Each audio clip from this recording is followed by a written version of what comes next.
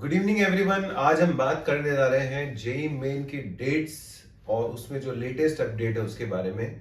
जैसा कि आप जानते हैं जेई मेन के दो अटेम्प्ट्स इस बार प्रपोज्ड हैं एनटीए द्वारा। पहला जो अटेम्प्ट है it is going to be held in January from 24 January till 31 January. दो सेशंस सुबह और शाम के सेशंस में जेई मेन होगा, जिसके रजिस्ट्रेशन इस समय ओपन है और बहुत जल्दी वो बंद होने वाले हैं। दूसरा जो अटेम्प्ट होगा it will be held in April, और अप्रैल वाला जो अटेम्प्ट होगा वो बोर्ड एग्जाम के बाद होगा और ये वाला जो अटेम्प्ट है बोर्ड एग्जाम के पहले होगा। अब यहाँ दो बातें चल रही है अभी फिलहाल। एक, कुछ कुछ बोर्ड्स के जो प्रैक्टिकल्स हैं, जैसे कि सीबीएसई बोर्ड है उसके जो प्रैक्टिकल्स है वो जेई मेन एग्जाम के आसपास होने वाले हैं। दूसरा, कुछ बोर्ड एग्जाम्स ऐसे हैं जिनकी डेट कहीं ना कहीं इससे क्लैश कर रही है, तो स्टूडेंट्स की डिमांड है कि इसकी डेट को शिफ्ट किया जाए।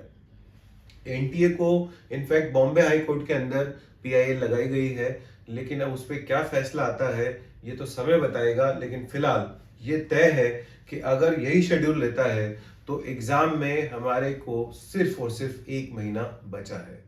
दूसरा इशू, जिन बच्चों ने कोविड ड्यूरेशन में बोर्ड एग्जाम दिया था लास्ट ईयर, जो रिपीट कर रहे हैं, जिनके परसेंटेज 75% से कम है, उन बच्चों की डिमांड है कि जो 75% वाला जो क्राइटेरिया है जेई मेन का उसे हटाया जाए, जो कि लॉजिकल भी है। क्योंकि एनटीए ने पिछले 2 सेशंस में जब कोविड था उस समय इस क्राइटेरिया से बच्चों को रिलैक्सेशन दिया था, तो वो बच्चे जिन्होंने उस ड्यूरेशन में बोर्ड एग्जाम दिया है उन्हें कहीं ना कहीं रिलैक्सेशन मिलना चाहिए, राइट। तो अब बात करते हैं कि अगर जनवरी में जेई मेन एग्जाम होता है तो हमें किन बातों का ध्यान रखना है। अज्यूम करके चलते हैं कि despite of PIL, despite of all the efforts exam shift नहीं होता, तो उस केस में बच्चों को क्या करना होगा। पहली बात, वो बच्चे जो इस साल 12th एग्जाम देंगे उनके 12th के सिलेबस या तो कंप्लीट होने वाले होंगे, चल रहे होंगे, किसी के प्री बोर्ड चल रहे होंगे, किसी के हाफ ईयरली एग्जाम चल रहे होंगे। तो ऐसे बच्चों को ये सोचना चाहिए कि जितना कोर्स उनका हो गया, sometimes you can not do everything.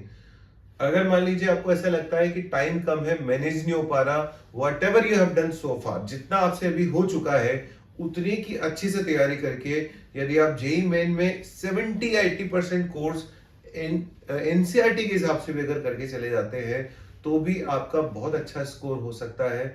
आप जेई मेन के अंदर अच्छी रैंक लेकर के आ सकते हैं।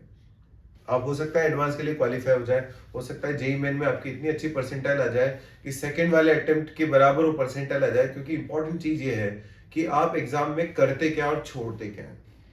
जैसा कि लास्ट 2 सेशन 3 सेशन के जो पैटर्न है वो आप जानते हैं कि there are 30 questions per subject and you have a selectivity option for 5 questions. You have to attempt 25 questions out of 30। तो 5 ऐसे क्वेश्चंस आप छोड़ सकते हैं जिन टॉपिक्स को आपने अच्छे से नहीं किया है। सो आपको एडजस्ट करना है अपने आप को।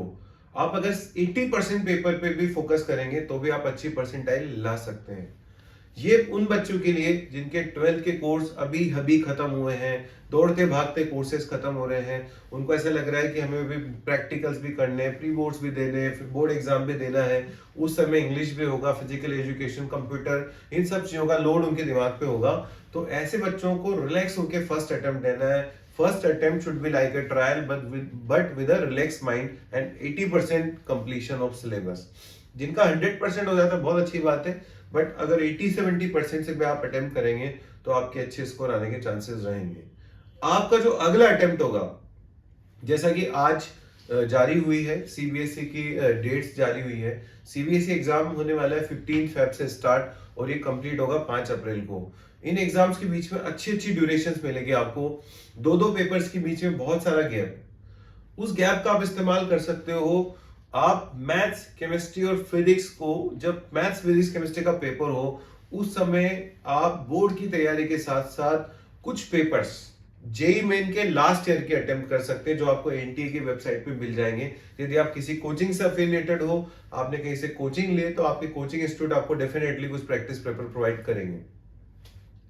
अब बात आती है रिपीटर्स के लिए। हाँ, अभी मैं बात कर रहा था 12th के लिए, और एक बात बोल देता हूं।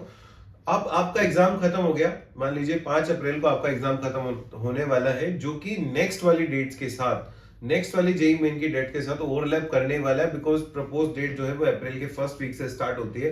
लेकिन जो लास्ट पेपर्स होते हैं उनमें काफी लंबा लंबा गैप होता है और लास्ट वाले पेपर जनरली इन टॉपिक्स के होते हैं, फिजिकल एजुकेशन, कंप्यूटर। तो आपको अच्छा समय मिलेगा, 10 से 12 दिन बीच में आप निकाल सकते हैं जिसमें आप जेई मेन की प्रिपरेशन कर सकते हैं। तो थोड़ी बैलेंसिंग करनी पड़ेगी, थोड़ा एक्स्ट्रा एफर्ट डालना पड़ेगा, थोड़ा सा बोर्ड एग्जाम के बीच बीच में आपको जेई मेन की तैयारी करनी पड़ेगी, बट मैनेजेबल है।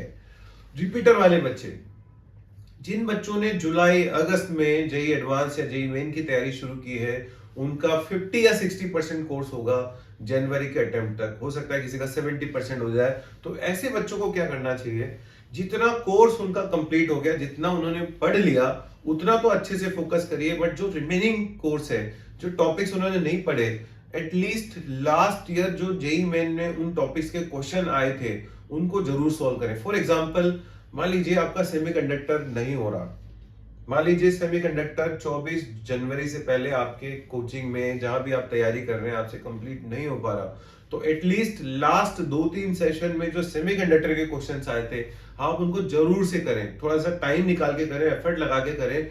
तो कहीं ना कहीं आपको हो सकता है chances, because JEE Main exam is repetitive in nature, questions repeat होते हैं। पिछले 4-5 साल के अगर आप जेई मेन के क्वेश्चंस को देख लोगे तो आपको एक आइडिया लग जाएगा कि इस टॉपिक में किस तरह का क्वेश्चन आएगा। There are some topics which are main specific, like polarisation, diffraction, second law of thermodynamics, damped and forced oscillation, like properties of magnetic properties of material, microscope, telescope, resolving power, semiconductor, है ना। ऐसे बहुत सारे topics हैं जो सिर्फ JEE main में आते हैं। फिजिक्स की अगर बात करें तो आप उनको थोड़ा सा साइड में रिवाइज कर सकते हैं। और इस तरह से रिपीटर 60% कोर्स होने के बावजूद जो बाकी बचा 40% है उसमें कुछ ना कुछ ढूंढ सकता है अपने काम का, केवल पिछले सालों के पेपर के क्वेश्चन करके।